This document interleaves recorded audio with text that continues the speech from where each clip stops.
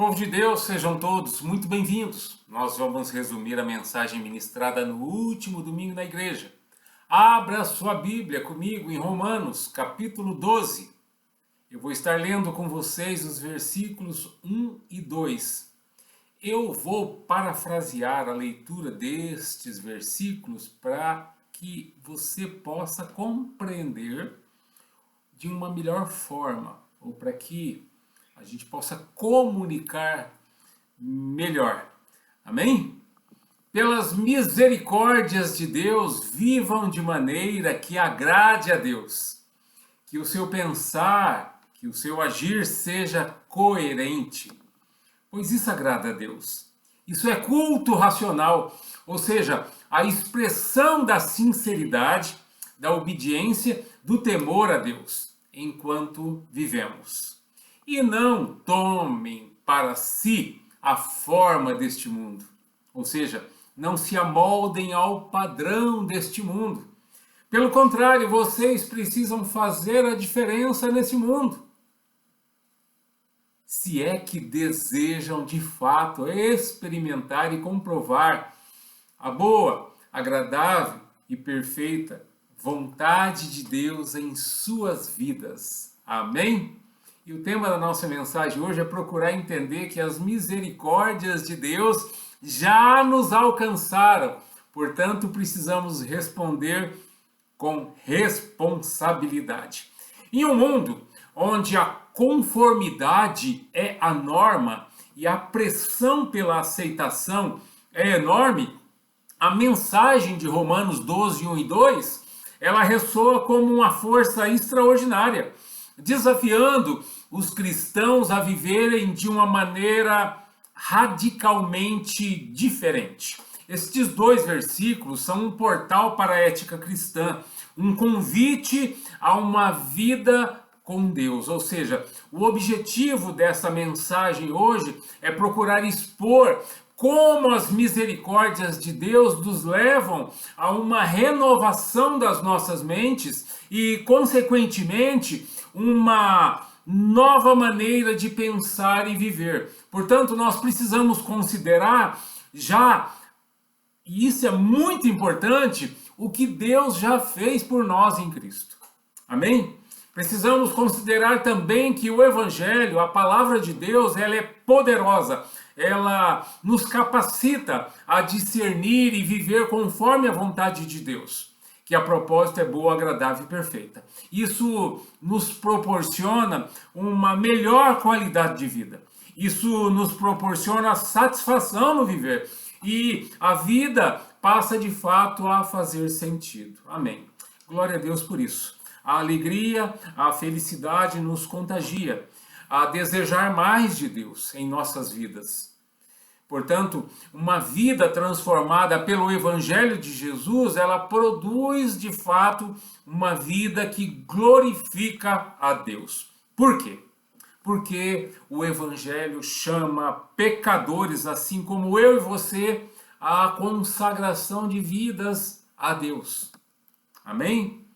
O apóstolo Paulo ele começa com uma súplica profunda, pelas misericórdias de Deus. Portanto, nós devemos consagrar as nossas vidas a Deus por tudo que o Senhor, nosso Deus e Pai, já fez por nós em Jesus Cristo.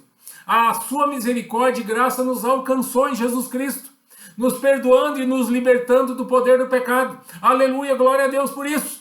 Pensemos nas misericórdias que foram derramadas sobre nós, detalhadas nos capítulos 1 a 11 dessa carta aos Romanos. Fomos justificados diante de Deus pela fé em Jesus Cristo. Agora nós temos paz com Deus em Jesus Cristo.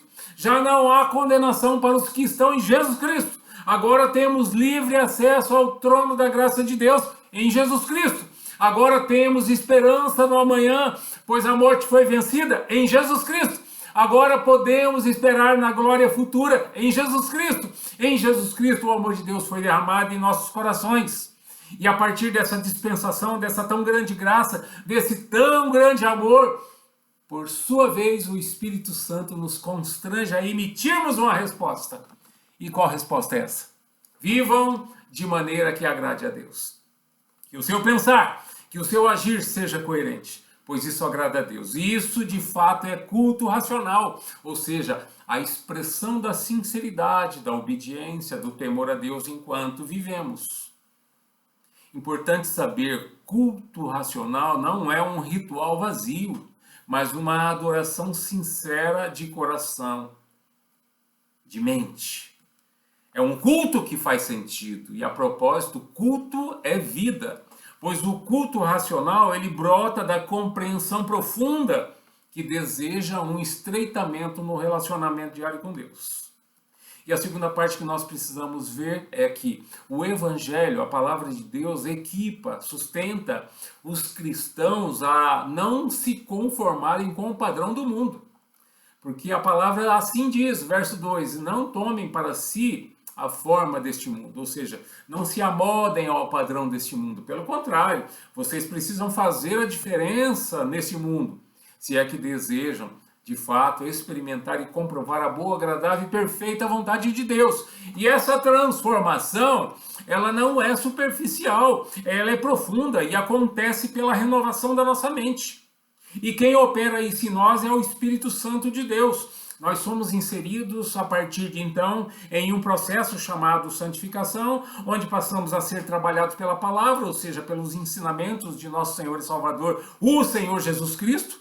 É um processo onde nós nos submetemos, aceitamos Jesus Cristo como Senhor e Salvador em nossas vidas, passamos então a nos disciplinarmos pela oração, pela meditação e pela aplicação do Evangelho em nossas vidas. A doutrina bíblica, ou seja, o Evangelho, a palavra de Deus, é essencial para que a renovação das nossas mentes aconteça. Amém? E qual que é o propósito dessa transformação? A mente renovada, ela nos capacita a discernir, a provar, a compreender a vontade de Deus. O Espírito Santo, ele nos move a uma vontade que é boa para nós, que é agradável a Deus. E, assim sendo, é também uma vontade qualificada como perfeita, ou seja, completa, sem falhas. Concluindo, Romanos 12, 1 e 2, não é apenas um chamado à ação, mas um convite a uma vida de profunda adoração e discipulado. Reafirmamos que essa transformação não é obra nossa, mas é realizada pelo Espírito Santo de Deus, que atua em nós, aplicando a verdade da palavra de Deus às nossas mentes e corações. E que a verdade dessa palavra nos desafie e nos capacite a viver uma vida que verdadeiramente glorifique aquele que nos amou e se entregou por nós. Amém? Pense nisso. Deus os abençoe. Abraços!